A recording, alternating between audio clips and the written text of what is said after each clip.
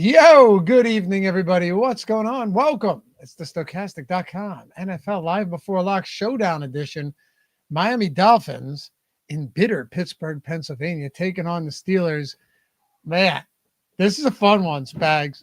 This is a fun one. And I got to tell you, you want to talk narratives? Well, on one hand, the Steelers are 1-10 in games that TJ Watt has missed throughout his career. How about that? 1-10. That's a big split. I did not know that one. So that's fun. That's a big split, right? Tua Tagovailoa is 0-5 in games below freezing. So pick your poison, friends. But I think there's context that needs to be like Kansas City, Buffalo twice, Green Bay, Tennessee when they were 12-5. Like Tua's had some really awful matchups. You think about most of the, like a lot of the cold weather. Remember the Kansas City game? People were just dying because it was so cold. So I don't know. It'll be fun to break down, man. And I think there's a lot of nuance to this slate for sure. Yeah, I think there's definitely some wrinkles. You know, it seems to me like based on the data and how people are perceiving it across, all the chats. Of course, my stream today, I've seen some industry streams around. People love the defense and kickers today. And what if it were a cold weather game where there was some passing game production? Cold weather does not benefit kickers, but I think people forget sometimes. People love weather-based narrative, but they forget cold weather, that ball does not fly as well for these long-legged kickers, these sexy long-legged kickers we have out there. What do you think? They're out there in heels? The Rockettes kicking. Yeah. Yeah, it's true. And it is going to be quite bitter out there. I will tell you that much. Look, right now, let's see. What is the actual temperature? Who's in Pittsburgh? Who can tell me what the temperature is right now? I think you could find that without being in Pittsburgh, if I had to guess. But I feel like people would be able to snap answer it for me. So I wouldn't have to filibuster here as I pull it up myself. You know 15 what I mean? degrees, 5 miles per hour winds. So the wind's not that crazy, but it's cold. Yeah, I mean, it's actually not windy or anything. They said there could be some gusts, but 18. Thank you, Sotex. I appreciate you. I have a feeling you're lying about being in Pittsburgh with that name and that avatar, but you are correct. So it's going to be cold. It's going to be 17 by the time this game kicks off. I don't know, man. To me, it's like, does that just mean I play 100% Devon Achane at the captain spot? Like, I'm genuinely considering just going all in on Devon Achane today. And I mean, like, not just all in to get a lot of him, but going all in at the captain spot. Maybe not 100%, but a lot. I mean, do we not feel like that's the chalk donkeyest play possible on the slate? Well, I mean, not if we're projecting right now his captain ownership to be under 25%. No. I mean, you don't see that there's two different ways to look at it. Like, I mean, if you're 25% a captain and I get 75% of him a captain, I don't know how chalky that really is. I mean, I'm just getting wildly over the field. Yeah, I get it. I think, sometimes the most obvious play is the best play. And this certainly can be one of those situations where he does project like 5 fantasy points higher than your next closest guy. So I get it. That said, we did just have a week where we saw Jalen Wright get a lot of work. Achane had the rib injury. Theoretically could have come back into that game. But then after the fact, they talked about, Coach Big Index had the video for McDaniel talking about the team really wanted to see Jalen Wright get some more work. He's been great in practice for like weeks in a row, and they felt like he deserved it. So when the opportunity came there to give him a lot of touches, he did play really well in that spot. I like Achane a lot, but I do think it's a lot of ownership for a guy where we just saw his backup running back maybe earn more of a split for a team that was pretty happy to split Achane earlier in the year. Mike McDaniel said that about Jalen Wright in week 8, too. Week 8 or 9. No, it didn't work out then. He goes, this guy's been killing it in practice the last few weeks. I swear to God, you can go back and find it. And he had 2 garbage time carries or something like that. I don't know. Look, I get what you're saying. Also, if you're trying to play Jalen Wright today, that's tough because DraftKings preemptively priced all of these guys up anyway. So, I don't think he makes for a great pivot at, what is he, $6,800 or something? That's an expensive price point. But I get what you're saying. The play might be just to go underweight on Achane, and I get that. I do think there's another element that I talked about this morning too. I'd said if Derek Harmon misses this game for the Steelers, he's like an unheralded elite run stopper this year. In the 4 games he missed, they're allowing 191 rushing yards per game. And in the 9 games he's played, they're allowing 96 rushing yards per game.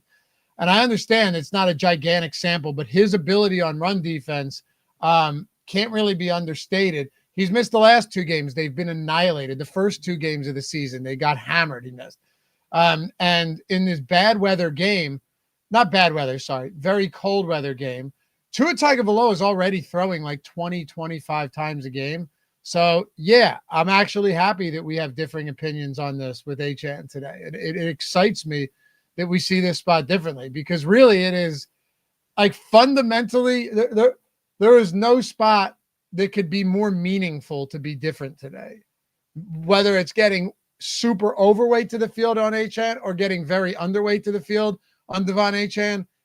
I mean, is there a more meaningful spot pre-game, like pre-flop? I don't think there is.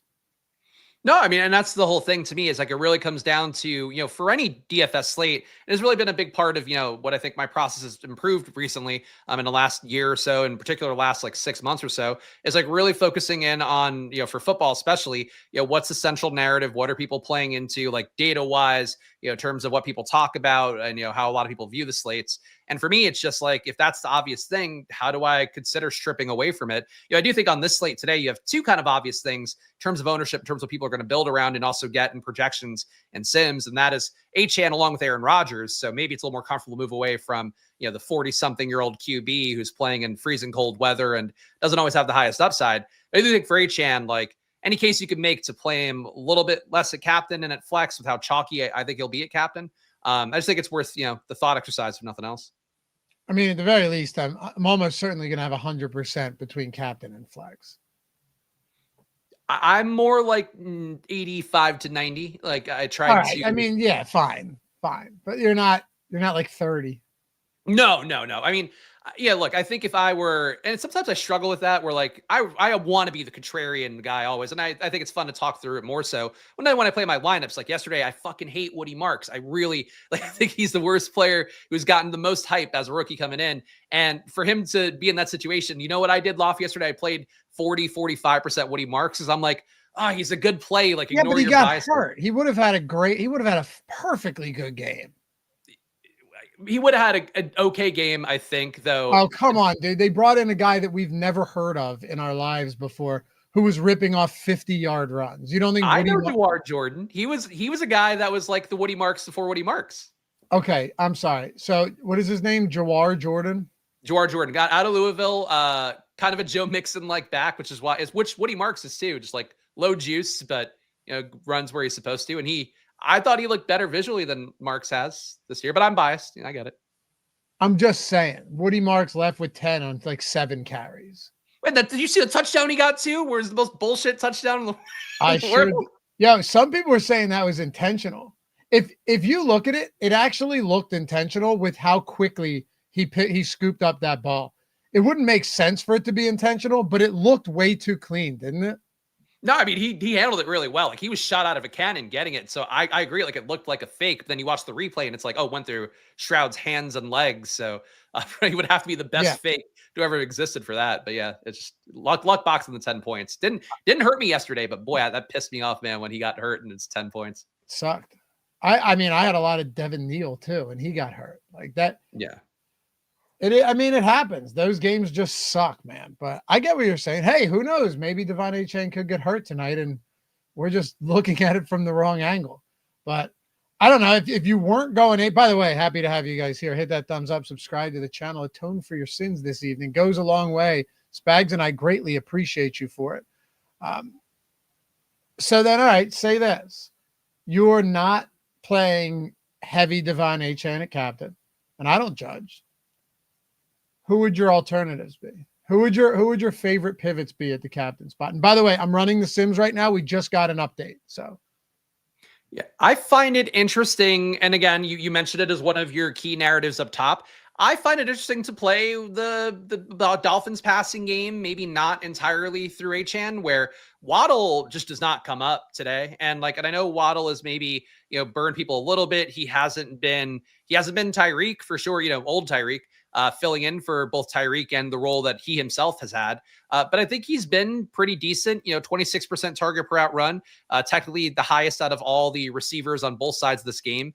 And I think that he's the kind of player that has that upside. And at least, before this most recent sim update, just really not getting him with stochastic data, industry-wide stuff that I compare as well. So I think just trying to play more into people don't want to play two in the cold. I know the chat said it. I get it. Defense and kickers coming up a lot.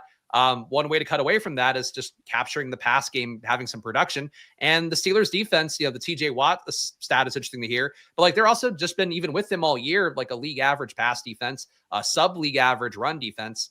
So I think it's possible that Miami just kind of has production here. So I'm intrigued by the pass game. I did play a little bit of Tua at captain, but he couldn't really get there. Waddle at captain though, kind of accomplishes the same thing. I get it. I guess the only thing I have it 26% targets per route run, but also they're throwing 22 times a game. So it's a little bit misleading. Just in the sense that the guy, seriously, if you look at his actual raw targets, he's well below DK Metcalf. 6.6 a game. Metcalf's at 6.8. So he's behind. I was thinking recently, maybe not. Yeah, maybe not on the season. And maybe you're right. Maybe it's a little bit less, but he is technically from a raw targets basis behind Metcalf.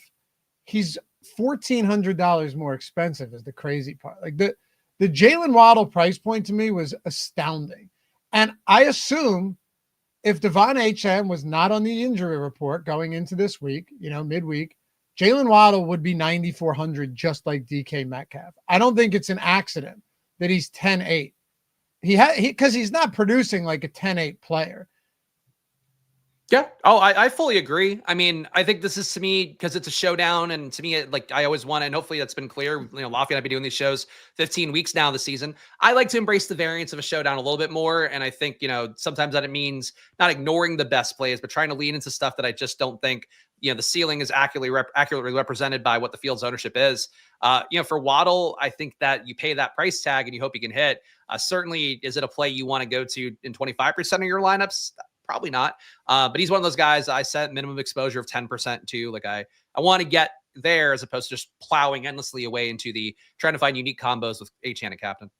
Oh, don't get me wrong. I embrace the variance too, for sure.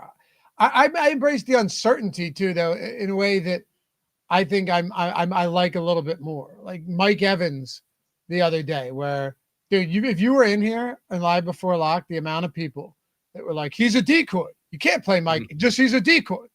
What are you talking? Why would he be a decoy? Why would they even bring him back as a decoy? He didn't get injured last week. He's coming off the IR, and he was expensive. But it's like, no, he's a decoy. What happens? He ends up destroying Bryant and being a double-digit target player who should have scored in that game, which killed my 3-leg parlay. But he had or the Kamani Vidal situation, right?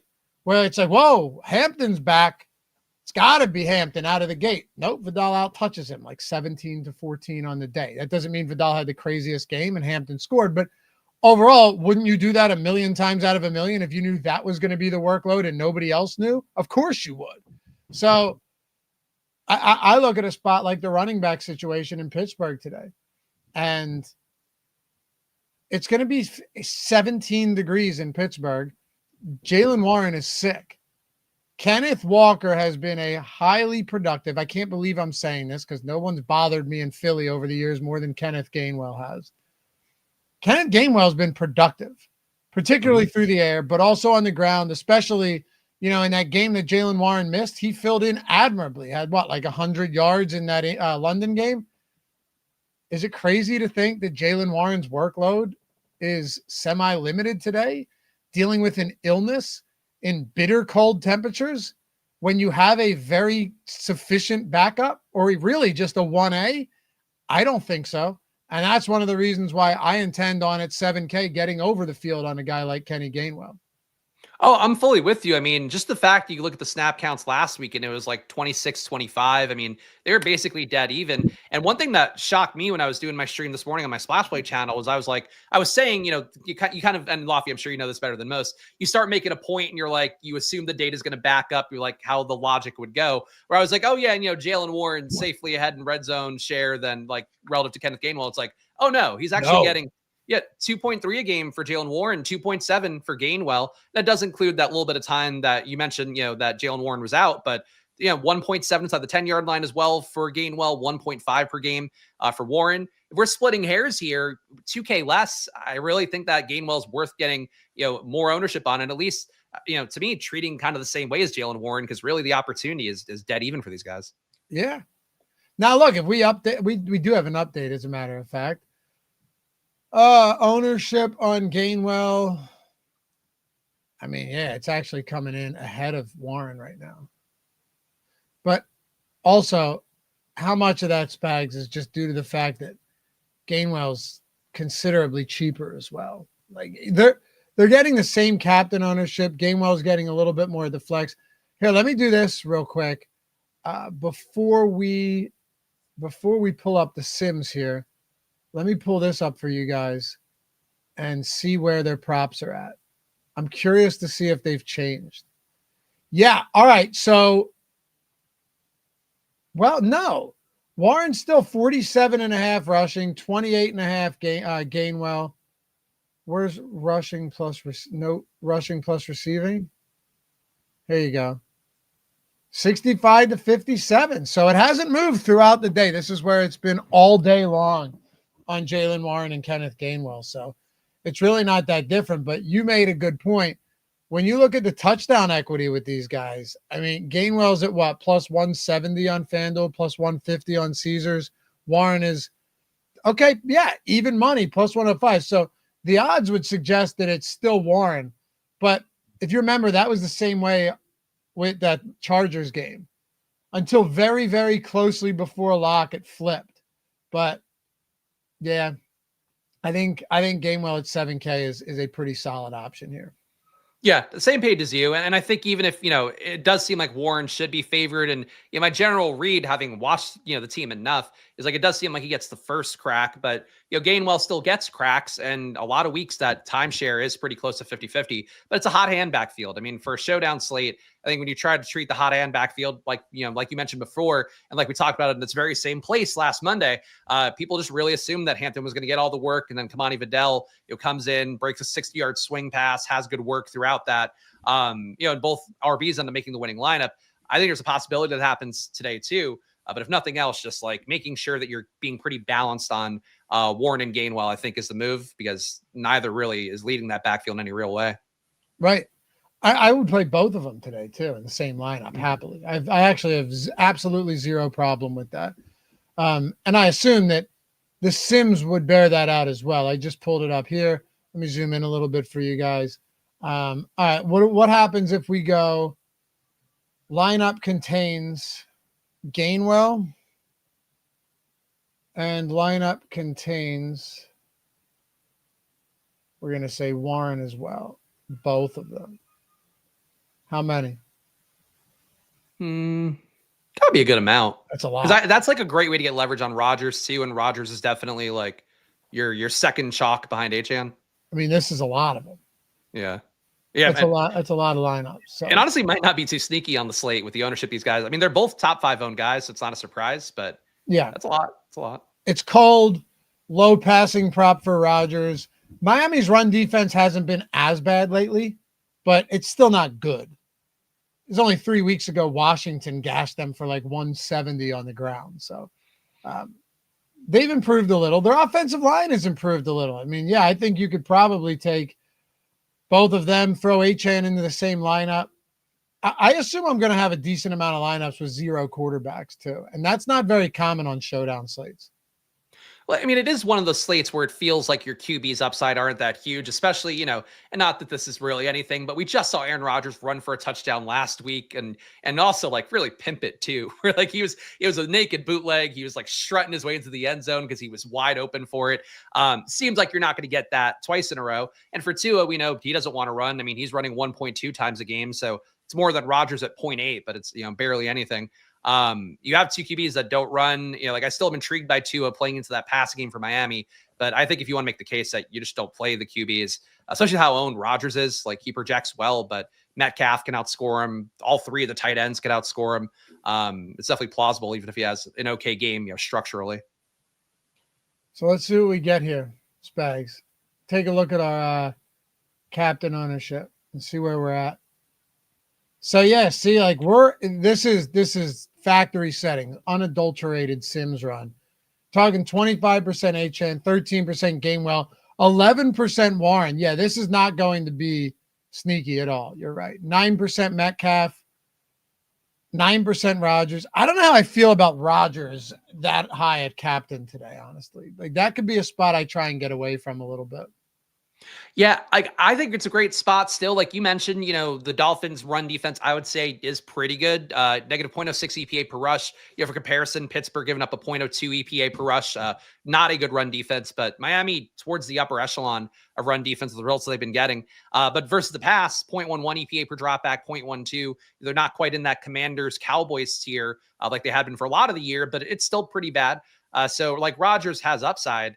But if Rodgers is going to be mega chalk, I think playing the upside, through DK Metcalf, through if you want to go Austin Thielen, I guess you could do that, but more so the tight ends will be out there a good amount. There's ways to capture the pass game upside here without playing Rodgers, I think. I think there is too, and I just had the props up on the screen. Their props they aren't that dissimilar at all. So I was a little surprised, to go in. You see Rodgers' price point. You look at the flex here. And you've got Rodgers, $9,800. You have Tua Tagovailoa at $9,600. We're getting 15% of him, basically none at captain. Meanwhile, Rodgers, 53% at the flex and 9% at captain. That's a little surprising to me. And that isn't me saying, I just want to bump up Tua to get as much of him as I am of Rodgers, but more so bring Rodgers down a little bit here. Maybe I'm wrong. They don't seem that different. They both have a 1.5 passing touchdown prop. For what it's worth, Tua is heavily juiced to the under. They both probably have like a half-yard rushing prop. They have their completions and their pass attempts are within just like one or two of each other. And I think Tua is at like 199.5 passing yards and Rodgers is at 215. So that's just like, I don't know. That's just a huge difference in exposure right now to two guys that Tua's been bad, but Rodgers hasn't exactly been great, dude. If you go and look at his performances outside of what game was it last week against Baltimore, he's sitting in he's living in the 150 passing yards range. Yeah, I agree. Look, I don't think Tua's like the most fun click ever, especially, with whatever weather concerns you might have for him. Everybody out there, obviously not you specifically, Laffy. But I do think for Tua, I agree. Like, the upside's there, and mostly it goes in hand with like, if I want to play Waddle, playing a little bit more Tua, I think is good. That's a projection wise, and this is like stochastic projections, industry wide projections as well. You're going to get Rodgers a lot. Like he really is coming up, 100% of the optimal lineups alongside Achane. So, like he projects well, the chalk becomes chalk because they're good plays. But I agree with you that like Tua, I think has similar upside. And I would say too, for Tua, more concentrated target tree. Like, it's going to go to Waddle or it's going to go to the tight ends or Achane. For Pittsburgh, you have to do maybe a little bit more guesswork. Yeah. Drew Jensen, unless there's some crazy variance going on, Tua scored above 20 twice this season in terms of DK points, 3 times actually. And Aaron Rodgers also 3 times this season. So I don't know, we could take, obviously you could take Tyreek Hill into account, but I'm just saying that this is, by the way, this is not a pro Tua argument. This is a Tua is closer to Rodgers than is being projected right now, I think, than the ownership and the exposure. That's the argument. It's not Better a than pro Hawk to to argument, Spags. I promise you. I stepped on you there with my really bad joke that it was better than a Hawk to argument. So I'm gonna I'm Man, just gonna walk out the room. She she disappeared quick, huh? She got her crypto scam. She cried about it. She went away. But you know, where's my crypto scam? Nobody ever offers me crypto scams. I know, and they always get away with it. I know. There's no punishment for it. No. The only punishment is public shame and like empty threats. And then they just make a lot of money. Yeah. Or if you're a certain busty betting gal, perhaps you lose your DK deal. But you got nothing to lose. Crypto scam left and right. Why not? When you do one, let me know. I'll pump it with you. I'm joking. That's a joke. Pump and dump, baby. Let's go. That's a joke. There's like 14-year-old kids out there that are just netting a quick 60K by minting coins, like minting shit coins. It's crazy. Yeah, the Spags coin. There you go. Please, somebody start it up for me, do all the work, and then I just lend my likeness and deal with all the slings and arrows and everybody gets robbed somehow. Right, and have like 90% of the supply. Yeah, that's the hope. I mean, honestly, I don't know enough about it. I would somehow get fucked in this process too. Like I would get the bad rap. Knowing me, I would get the bad rap and lose their money. Yeah, you'd lose money and they get you. This piece of shit, he fleeced everybody, and I'm just fucking losing 20 grand in it somehow. And be the first person prosecuted for it. The win-win-win. The trifecta is what they call it. Ben Ross has already got a bet on that in some book. Yeah. I swear I tried to scam people, but I lost. Look, I lost money. But no, well, Ken King, Rogers loves some Freiermuth. Any interest there? Does he? I mean, at times he does, but I love Freiermuth. I think Freiermuth's a good pass catching tight end. If by loves Freiermuth, we're talking an average of 2 targets per game, then I guess sure, unconditionally. But you have Jonnu Smith, you have Darnell Washington, who exited last game with a concussion. Greg and I joked about that. How does Darnell Washington get a concussion other than sticking his head in a wind turbine? Like seriously, that's good. I missed the strat. I wish you guys doing some improv bits on gigantic tight ends. I like that. I agree. That's pretty nuts. For Freiermuth, real fast, guys, that's what I want to say. He does kill versus zone, and Miami very heavy zone defense, plays zone about 63% of the time. Freiermuth, the one good game he had this year, he put up 150 yards. I forget who was that again? Cincinnati. Yeah. So another zone heavy split matchup where he had also thrived, and obviously it's a bad defense too. But yeah, I put a little Freiermuth just knowing those splits a little bit because he's been useless in man defense heavy split matchups, but zone ones does get a little bit more work. Right. Well, in that game too, Cincinnati against tight ends, unless you're Baltimore. Yeah. I mean, my God. But Freiermuth had 2 in that game. Jonnu had 1 in that game. Washington had 1 in that game. They all had 1. That was a crazy game. So I don't mind Freiermuth here. I really don't. I think he's reasonably priced. There's some touchdown equity there. And the other thing to consider, outside of DK Metcalf, name one player that's trusted in Pittsburgh as a wide receiver. Roman Wilson's a coach's decision inactive again today. That's a second round pick from last year. I had high hopes for that fella, and that is not working out for me quite well. But who do they? Calvin Austin. Calvin Austin has a 14.5-yard receiving prop today. You know who else they have, Spags? Adam the Thielen. Corpse of Adam Thielen. Yes. Yeah. He played like 25, 30 snaps last week. I know. And had 1 target for 1 target for 4 yards. It's tough. And then they elevate Marquez Valdez-Scantling again.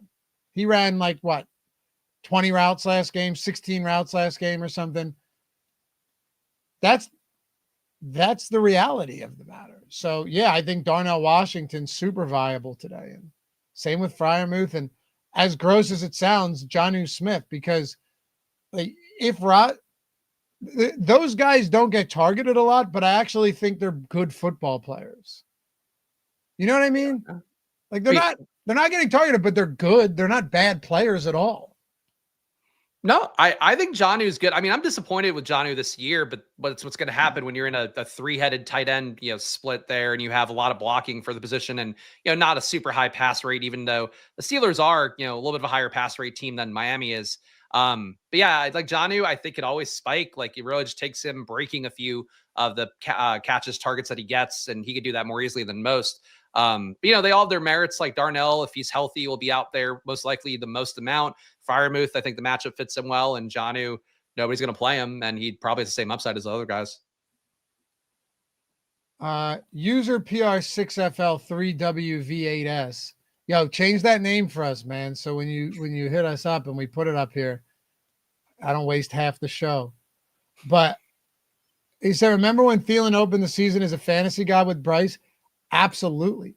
Thielen that year, you remember he was in, I think the three of the first 4 weeks he was in the Millie Maker winning lineup. Yeah, and he was like a top, I want to say 150 best ball pick. Like he was like around 150 ADP. Nobody was on him, but he fell apart in the back half. But even still, he more than paid off. I thought Carolina shouldn't have moved on from him, to be honest, but he wanted to leave. Yeah, I know. Well, yeah, that team, what did you beat the Rams, and that was bookended by 2 losses to the Saints? Yeah, they're not good, but who is good this year? Like really across the board. My buddies and I were texting about it this morning that there's so much parity in the league this year. Like the Rams, I think, are the best team in the NFL if Devontae Adams is healthy. I really do. I think they're the best team in the league. Yeah, Denver defense, I think pretty good. Spooky. Houston defense, pretty scary too. Though Brissett hung in there, McBride really hung in there versus them. But yeah, I don't know. I agree with you. I think the Rams. I mean, Rams and Broncos, I believe, are right now year 2 highest odds to make it all. The 2 shortest odds to win the Super Bowl are from the same conference. Rams and Seattle. I mean, Seattle. Man, Seattle feels like I'm not fully buying Seattle though. Yeah, Darnold seeing ghosts at some point seems likely. Like I think Drake May, we kind of saw it a little bit this week though. He ran well, but like kind of gave that game away a little bit versus Buffalo. I think Darnold's got that same thing in him. Obviously, we know that from him. But like those are the guys where I'm looking. It's like, oh boy, round 2, taking the plus money against them would be, I think, pretty nice. A lot of Bills fans in here too. Good. They deserve it. Their team's actually good. That I think shots win it all. I think the Patriots are the paper tiger of all paper tigers. Yeah, that was something, wasn't it? Poor Portnoy. But Bills 8-1, third shortest odds, tied with the Broncos. No, the Bills are a great football team. They are. They've been wildly inconsistent this year, but they're a good team. Like just even the falling behind 21-0 is just typical Bills style, right? And then rally and get that win. They're a fun team though, for sure. But now going back to this slate though, I like the way that our captains are ordered right now. And I saw Michelle Tate mentioned a few times. She's like, Lavi, no Steelers at captain is crazy. They might not have Watt or where is it? They might not have Watt or Harmon, but they're still good enough to get pressure. I mean, maybe. But 2 things. First of all, we are getting basically 3x the field at captain. 6% captain for a defense is a lot, Michelle. Like that's a lot for a captain. A lot of times you see defenses down there in like the 1-2% range. But also, I truly wonder, does this game play to the ground, and there just aren't a ton of defensive opportunities, to intercept Tua Tagovailoa, to get to him, to sack him. I think that's possible too, but we have 6%. I'm not changing it. I'm not touching it. I'm fine with that. But I'm not boosting the Steelers to get like 20% captain today. I'm just not doing it. I would also argue that they don't really get good pressure. I mean, they blitz 30% of the time, get home 21%, hurting the QB 6. So when like your blitz rate is that much higher than how much you're actually getting home and creating pressure, and then you're losing a guy who's kind of a key part of that, I don't think it gets better personally. I think the Steelers have been kind of like the Ravens too. I mean, the Ravens obviously had the great showing yesterday, but that seemed like that was as much Cincinnati as it was the Ravens. Just teams that people hold in historical esteem, and they like, the defense is still good. But like really, Pittsburgh is actively not good. And the thing they've always been good at is stuff in the run, and they're really bad at that this year.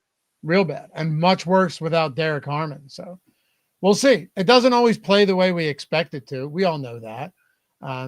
Last night's game's a good example, right? The Cowboys were 5.5, 6-point favorites in that, lost outright. They almost convinced me they were good. Those sneaky sons of bitches. I saw them beat the Eagles, come back, take care of business on Thanksgiving against the Chiefs. I thought they might have figured something out. They got Quinn and Williams. They're getting a little healthier. Nope. Just still the Cowboys. It's because when you drop back as much as they do, like you just introduced so much variance that, yeah, you could come back from the Eagles, but you're also going to very often just get destroyed if it doesn't connect, and your defense is so bad too. Yeah, like maybe in 1 year, if everything ran hot for them, they'd be good. But I think they're just like not a good football team in the traditional sense. Good fantasy team. Look at the Chiefs too.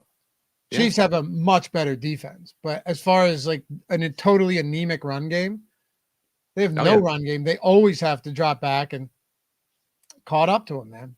Caught up to him with an ACL for Mahomes, which is just crazy. That season went down the toilet quick. But Christopher Diaz, what's up, Christopher? Thanks for the super chat. Do you guys like Steelers defense and Jonnu Smith?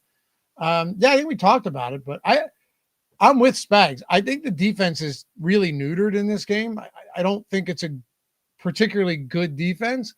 But yes, with this weather, with a low total, I don't really care. I like the defense. I mean, you were advocating for playing the Arizona Cardinals defense a month ago, and they're no good at all. And that was, I think it was in Dallas. Maybe it wasn't. But wherever it was, they ended up being optimal. I think Arizona and Dallas ended up being optimal in that game. Something really crazy. Yeah, I mean, well, if we're going to go by what the rule of thumb was and why I think we talked about the two defenses in that game more so, it's really, to me, whenever everybody's thinking it's a defensive game, you're better off in a showdown, playing less defense, playing more into yardage and touchdowns. In a game where nobody's playing defenses, and especially when you have kind of obvious pressure teams and all that, like it was in that Dallas game, then you play the defense there. But I think, to me, defense, like I get why they're coming up a good amount. I'm not fading or anything, but like I'm keeping close to the field on that ownership because I think people are going to cram in defense and kicker a little bit more. And, and that's a very volatile spot. I mean, Tom, the CEO of Stochastic, won his showdown slate, bumping defense down. A slate where it's coming up a lot. Today, defense is coming up a lot. So what do you do with that? Right. And also, it might still be a low scoring game, but the defense doesn't generate turnovers. That's right. All. Like, there's a lot of ways for it to fail, right?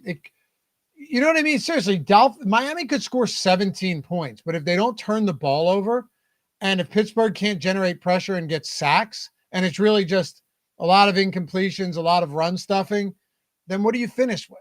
4 or something like that? Like, you need the turnovers. You need the sacks. Yeah, you need like an overflow of sacks or at least one touchdown, I feel like, generally. And even that, we've seen teams get the one touchdown and still not make the winning lineup. Ideally, you need to face the Raiders' offensive line. Yeah, that would be helpful. Kenny Pickett, boy, he'll make it real easy for you. That's the get well spot of all get well spots. Jeez. I said on my show yesterday and on Thursday, my betting show, I was like, if the Eagles don't win this game by 30, if they don't annihilate them and they only win by 3, their season's over. I don't care. I don't care if they win that game. If they win by 3 points or something and it's close, then all hope is lost. They ended up just absolutely routing them. But that's what they should have done, right? Yeah. They should have gone in there and crushed the Raiders. There's no reason it should have been close, and it wasn't. So I think if there was any resistance, they would have been able to put 50 on them, but they just kind of like called off the dogs pretty early in that one because starters didn't play the entire fourth quarter. The starters, yeah, Pickett was helpless back there. Maybe a little sympathy for him too, being former farmhand for the team. Yeah, that's not the craziest idea. That's possible. Yeah, and they still got shut out, right? So yeah, against the second stringers. Speaking of, where is this, man? I had a good one up here today. We had Deepak with the multiple 100Ks. There was a sick one, and I can't find it, but we had a Stochastic subscriber yesterday take down the Sunday night showdown for 60K Spags over on FanDuel. I was pretty excited about that, and it appears I lost it. So instead, I'll just show you all these 6-figure wins from the NFL season until I can. God, we had some massive wins this year. I can't find it. Anyway, whatever. These tools are killing, man. And if you haven't checked them out yet, you know where to find them. Links in the description. They're just killing. Showdown, you can run up to 50,000 now. And it just makes your process so much easier. Use the entry manager. You no longer have to use a CSV again. Just pop them in there, bring them straight over to DraftKings. We now have groups. Have you seen the groups feature that we have? Yeah, that's really cool because I think being able to boost certain things and like have that outcome. I mean, I see people say it, but like if you remember Fantasy Cruncher back in the good old days before the Sims kind of rendered them moot, but grouping stuff together, if you want a little more control, it's nice to be able to do that and still get the top ROI lineups. Yeah, I should have boosted more Trevor Lawrence with Travis Etienne. Yeah, that's what because I really liked Trevor Lawrence as a like a contrarian play, but you needed the guy that he threw 3 touchdown passes to, and it happened to be his running back. But yeah, check the tools out. Yeah, even if you're watching the games tonight and you just want to poke around, links down there. Just go to stochastic.com. Check it all out. And now within the data hub too, Spags, you have everything, right? Like the boom bust percentages, the top stacks, the single game top plays tool. All of that's in the data hub now. So everything lives right here. It's pretty sweet, man. I'm pretty happy about it. So yeah, come check it out. Links down below. You want to talk to me about some of these cheap options and how you plan on approaching it?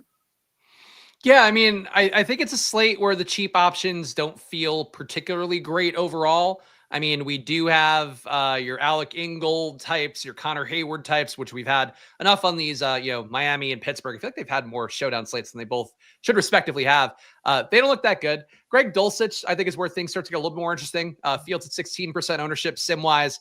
I got around 11%, but he really seemingly took snaps away from Darren Waller last week. Waller debuted to 28 snaps. Dulcich gained more last week as Waller's went down to 24.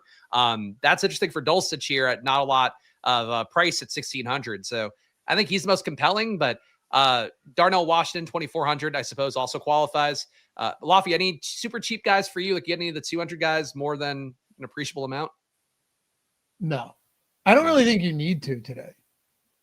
I'm not sure it's a spot where it's necessary. I mean, who would they be? If I'm going down here to the bottom, like all the way to the bottom, am I going to Connor Hayward?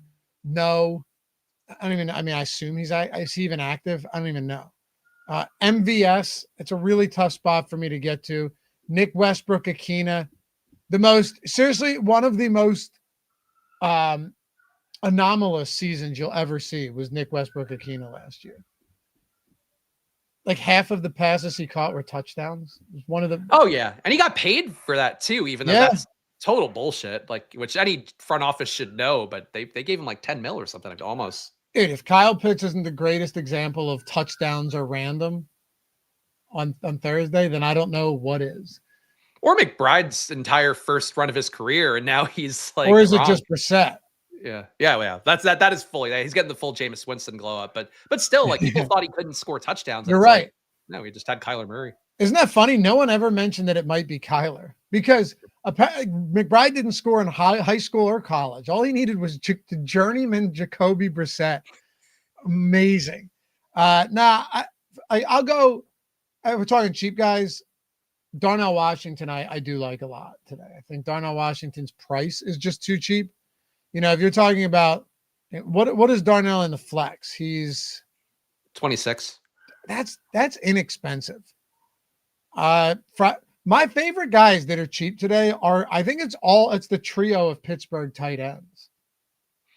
Yeah, it's cute pricing that they're all right next to each other like that, with 300 for Freiermuth, 2,800 for Jonnu, 2,600 for Darnell Washington. I mean, it does seem like the sim is favoring really none of them, because technically you're beneath the field, at least in the sim that I ran here, beneath the field on all three guys. But Jonnu, you're just really getting not a lot of, it seems like. He kind of seems it's paying up a little bit more, paying down a little bit more. You're just not getting the $2,800 guy in the middle. Yeah.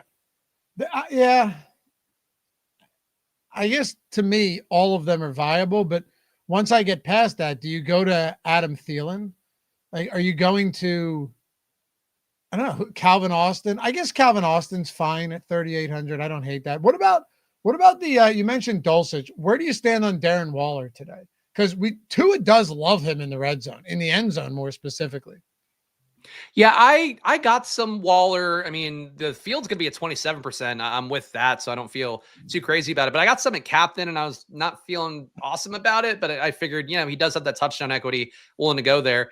I think he'd be interesting if he were a little bit less owned. I mean, he projects to be higher owned than Riley Patterson, the Miami kicker, projects to be higher owned than all three of the Pittsburgh tight ends. But I do think Waller has the upside, and I think people who are at this point smart enough to know, like, oh wow, Dulcich played more. Maybe you get the ownership being a little bit lighter on Waller, a little bit higher on Dulcich. As it is, Waller is the chalkier play, so you are kind of paying for a guy going the wrong way, snap count wise. But the 2 touchdown equity, I think, is worth whatever the ownership's going to be, just because he can break a slate, and you'll be annoyed if you you don't play Darren Waller, and it's like there's so few guys here that can catch 2 touchdowns. Yeah, are you buying into the fact that Waddle's his ownership at captain is way higher than I thought it would be? It's 15%. Wait, 15% for the pool ownership at 13. Yeah. Okay, 13. I had updated. It was at 14.5 or something. Oh yeah, I might have old ownership. That might be on me. Yeah, 15, whatever it is, 15, 13. That's a lot more than I would have thought for Waddle. I felt like I'm getting free Waddle. I don't get the vibe that he's going to be super chalky, but I'm at least with that, so that's better than to me being under it too much. Yeah, sure. All right, I just got these lineups in. I'm going to pull the Sims back up for you guys, but yeah, I don't know if there's any spot where I want to captain these dirt cheap guys. Maybe Darnell, maybe Washington. Like, do we captain any? Are you captaining any kicker? Are you captaining Calvin Austin? Are you captaining Waller or Dulcich or any of these guys? Because I mean, if you do, sure, it allows for you to load up pretty much everywhere else, but I don't know how necessary it is. Yeah, I got a little Captain Waller, and then I did force in a little bit of Captain Freiermuth just on the chance that there's another spot that he does have that outlier day, because I do think matchup-wise, this seems like the kind of spot where he could do it at low ownership. But I didn't go crazy on that. I think, still mostly getting Achane as the chalkiest play, though I did not go, as we talked about at the beginning of the video, not go like nuts on ownership. But, getting some more Waddle, getting enough of both Jaylen Warren and Kenneth Gainwell. That's sort of my preferred captain approach. One thing I'm also noting too, it's about 45% ownership going to the 3 Pittsburgh tight ends. What do you think the odds are of none of them making the line, like an optimal lineup? Oh, I think it's very possible. Because it seems like people are just kind of choosing one of them. And even the questions we're getting in chat, like people want to play Jonnu and all that. I feel like people might just end up playing min one of these tight ends. And I don't think you have to. No. Like any given game, these guys could finish with a 5 combined target game. Yeah. Any given day.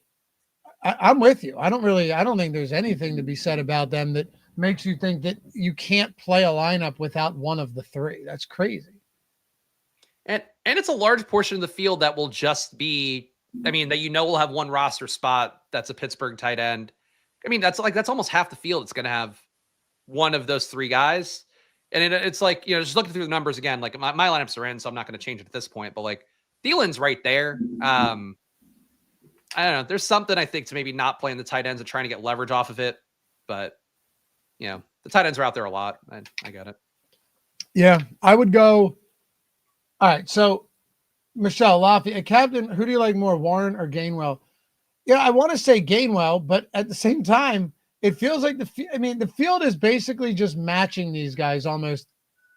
From we're looking at pool ownership right now, it looks like the field is just going to be on both of these guys at the same clip. I would probably go Gainwell.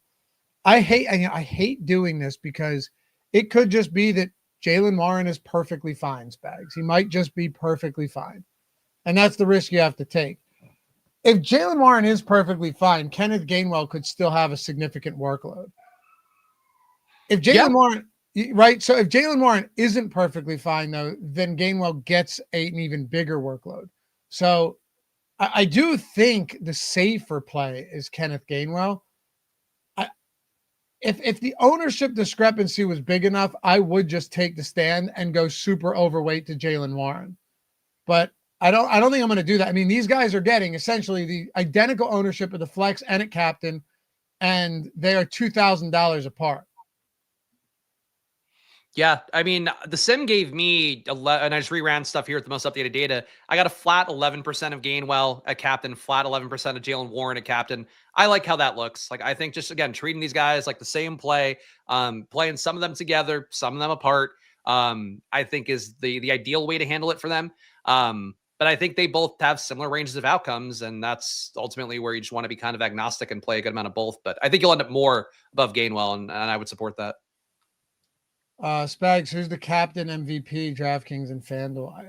For me, it's Achane, but I'd love to get your answer because I know we see it a little bit differently. Yeah, I forced my way to Waddle the most besides Achane. So I guess he's not really my pick. It's just I want to have a stand on him. Metcalf is a safer pick, I think, though. I worry about his ownership being a little bit high given the fact he had his first like real outlier game last week. But I played Waddle and Metcalf about 13% each. Dan the man. Are we playing no quarterbacks? No, definitely not. I mean, I mentioned the Spags though that I think Tua and Rodgers are closer, should be closer in ownership than they are. But that wasn't anti-Rodgers or pro Tua. It's just I'd like to be a little bit closer to both of these guys. Although, if you run the Sims right now and you look at our results, you are in fact going to get a lot more of Aaron Rodgers at flex than you are at Tua Tagovailoa, and you're going to get more Rodgers at captain as well. Not a ton. What I did here, Spags, too, is I took 0 uniques on this one just so you could see if it was really concentrated and nothing was smoothed out, because earlier I had it run on 2 uniques just to smooth everything out. You get 32% Achane at captain. You'd get Gainwell, Warren, Steelers, Dolphins, Metcalf, Riley Patterson, Rodgers. And then at flex, you're just going to get a ton of Gainwell and Achane at flex, but also Aaron Rodgers, Jalen Warren as well. So it really is a game where if what you're saying makes sense, well, it does make sense in that, you know how you were saying earlier that everyone is like on the defenses. Mm. Well, I think it's fair to say that everyone's on the running backs too. Like no one anticipates this being a game where these guys air it out. Yeah, I mean, look, I have a good amount of Rodgers. You're going to get him anyway. I think no matter really what kind of game script you're trying to play. But I did boost Tua, did get a little bit of captain as well. Getting boosted Waddle. Like I tried to capture the pass game more. Like I feel good about that approach. But certainly the expectation here, cold weather. It is theoretically on paper kind of a classic, defense heavy, grinded out game, and you have running backs that are pretty obvious on both sides. But like to me, just a showdown, embracing the variance of it. If you do hit on a pass game, heavy game script, I just don't think the ownership is there relative to how many times that does pay off and win you all the money. We had Shamar say cold weather's too is crypto, Laffy. I don't know. I mean, cold weather, maybe not. I don't know. Like last year on Thanksgiving, it was ice cold in Green Bay, and Tua ended up having, it was like 25 degrees, and Tua ended up having a perfectly strong game. I think in that game, Tua was 37 of 46 with 365 yards, 8 yards per attempt, 2 touchdowns, and no interceptions at Lambeau in 25-degree temperatures. So I can't fully buy into that narrative yet, Spags. Yeah, he's lost and he hasn't been good, but he's been pretty bad in some cold, warm weather games too. So, yeah. I would also argue concussions are his kryptonite, I think, pretty clearly. Yeah, football might just be his kryptonite. Any hit above 20 miles of velocity is his kryptonite. But look, I get it. It's just, again, when you hear the same thing over and over again and everybody in the slate's thinking that way, I tend to believe that you make more money playing into the thing that makes people uncomfortable. And, that's also one of the general rules of thumb, like Whistles Go Woo has made that point. I think he's the one. Or no, Nerdy Tenor, sorry, has made that point about like, at EQ level of ownership for the field and all of that, you want to play stuff that makes people uncomfortable. People are uncomfortable playing Tua in the passing game. So I think it's worth playing a little bit, even if you don't want to go nuts on it. Yeah. It's just who, right? Like, are we going Tua with Waddle and Malik Washington and oh God, Tua with Waddle and Waller? That might be it. Yeah, or Dulcich. I mean, obviously Achane's going to probably be in there almost no matter what, but like there are ways that Tua hits enough with honestly just Achane and Waddle making it. You probably have to put unique stuff around that still, but I just don't think enough people are going to play the Tua and Waddle part of that. Yeah, me neither. What about on the other side? As far as like Rodgers stacks go. Yeah, I mean Metcalf's the easy one. Obviously, like everybody's going to be there. You know, field ownership at 13% in captain, about at 33% or so. 36% in the flex. That feels about right. Frankly, wouldn't shock me if Metcalf gets a little bit higher owned because people still, I think, are aware of the fact the Dolphins' pass defense is not very good, and Metcalf really has not had a lot of great outlier games. You know, he did have one last time for them, so I think that does boost his ownership a little bit. But he's like the one guy you trust. I'll tell you what, I've played the Steelers on main slates and it feels like, oh, cool, Metcalf's a no ownership. And he so infrequently pays off. But at a showdown, people are going to take that shot more. It's just, he very infrequently hits like that number one receiver upside, I feel like, in the way that we're looking for a showdown slate. Yeah. Well, I'll tell you what, if I were to stack Aaron Rodgers today, the difficult part is it could just be that Jaylen Warren and Kenny Gainwell are optimal in that too. That's what's tough about, and I hate to use the term stack on a showdown slate, but I think you know what I mean, right? It's not like if you're going Rodgers and you're going with a bunch of pass catchers, you're outside of DK Metcalf, who's the furthest thing from a sure thing. We know that week in and week out. You're trying to hit a moving target. You're throwing darts and you have no clue because like Gainwell's as good of a stack attachment with Rodgers as anyone on that team right now. And you could almost argue that so is Warren, because if Warren catches one behind the line of scrimmage, he could go for 50-yard touchdown on a screen too. Like we've seen it happen. So it's tough. I'm not going to play it like that. I'm just going to get a lot of Rodgers at flex and see where it lands. I'm capping Rodgers at captain, and that's pretty much where I'm at. Yeah, I think that's fair. And also just a fun thing to close this out with, because the Metcalf thing made me look it up. We talked about Tua, how many 20-point games he's had. How many do you think DK Metcalf has had this year? 4? 2. No way. Yeah, he had one at 19.5 PPR points in week 6, but otherwise he had a 24.8 game against Baltimore last week. And then week 4 against Minnesota, 26.6. What? I was thinking the week 6 one.